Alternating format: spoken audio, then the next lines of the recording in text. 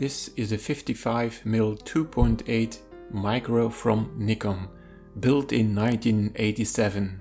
I came across this lens by chance in a camera shop that also sold second-hand devices.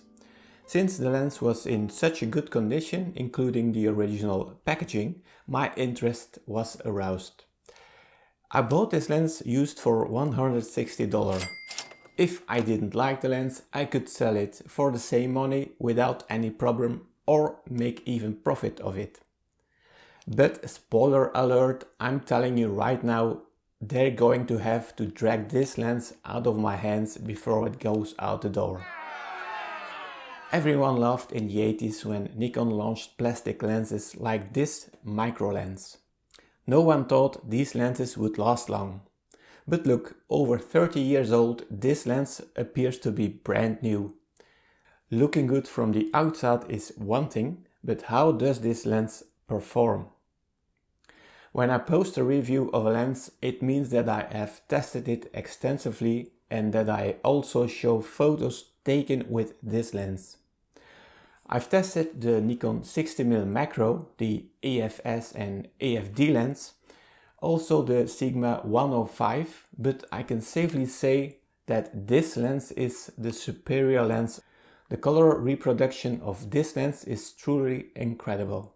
Clear and fresh tones in combination with unprecedented sharpness. This lens is sharp from 2.8 wide open and improves even when you stop it down a bit. In addition to the macro function, you can also use this lens for practically all other types of photography. Be sure to keep in mind that when you get very close to your subject, as you can see, this lens extends all the way like a zoom lens. A real bizarre sight. The front glass is very deeply hidden in the lens. As you can see, this means that you don't need a lens hood, and so this lens remains extremely compact. The manual focus ring is very thin and sits on the front of the lens. By moving the ring from A to the white point, in a somewhat clumsy way, you create more friction when you focus manually. This is useful for precise focusing, but don't forget to set the camera to manual focus, otherwise there could be caused damage to the body. This lens does not show class at all on the outside, but the results that this lens throws on the sensor are truly phenomenal. I mainly use this lens to photograph my paintings. A macro lens has little or no distortion and has a flat focus field. This is ideal for flat object reproduction purposes. This is a true one-to-one macro lens, which means that if you photograph an object of 2 cm, it is also 2 cm large on the sensor. I want to show you in these photos how well this lens performs compared to, for example, the Sigma 50mm art lens. A silver colored car is ideal to show what this lens can handle. Look especially at the angle of this car and see the difference how flatter the Sigma 50mm is compared to the micro Nikon. The light parts of the car are brighter. Some will call it micro contrast. I don't care what you call it. The difference is immense, as you see. You should also realize that the Nikon lens weighs just 394 grams compared to the 850 grams of the Sigma. The autofocus of this screwdriver lens is quite fast. For 95% of the time, the autofocus definitely feels like fast. On my D500 and D810, the autofocus works sufficiently fast and above all very accurately. This lens does not have a built-in autofocus motor, and the autofocus is driven by the camera body. Keep this in mind if your camera has one. This lens will work on cameras without a built-in autofocus motor, but you will have to focus manually. Now, it is the case that for micro purposes you often choose manual focus anyway. With this photo I also want to show you how great this lens is for portraits. Don't be afraid, here is a portrait of yours truly. This lens is razor sharp and shows every detail. In a portrait it can of course be embarrassing to show every detail. But take a look to the fabric of this jersey. Stunning detail. Pay attention to how rich the transitions are from light to dark.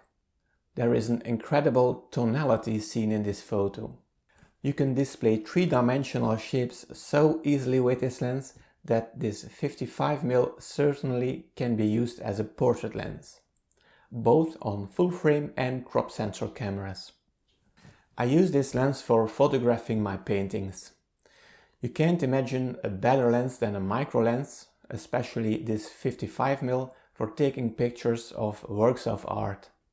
As you can see, this lens does not give any distortion when photographing a painting. The lines above and below and left and right are perfectly parallel. No or minimal distortion is also important for product photography.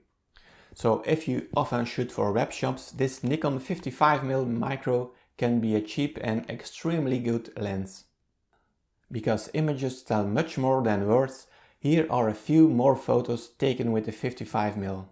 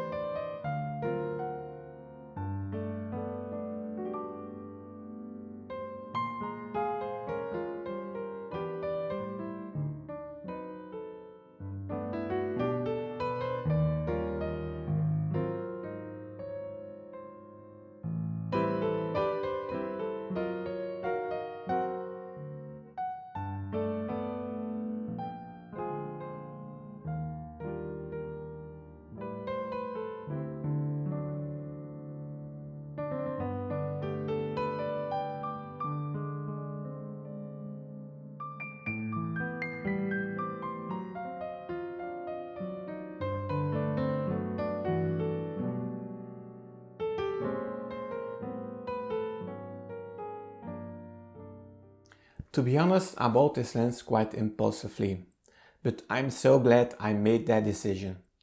This is a lens that can be used for several purposes.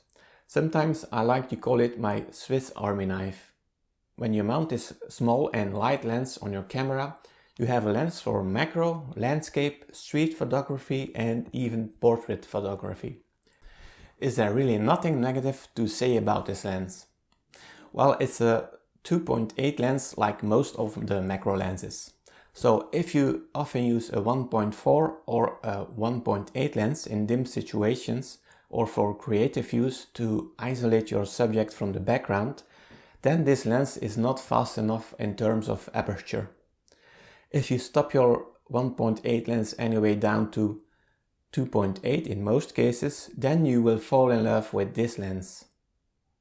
This 55mm macro currently replaces most of the time my Nikon 50mm 1.8, Sigma 50mm art lens and even the 60mm macro from Nikon. This lens is quite rare.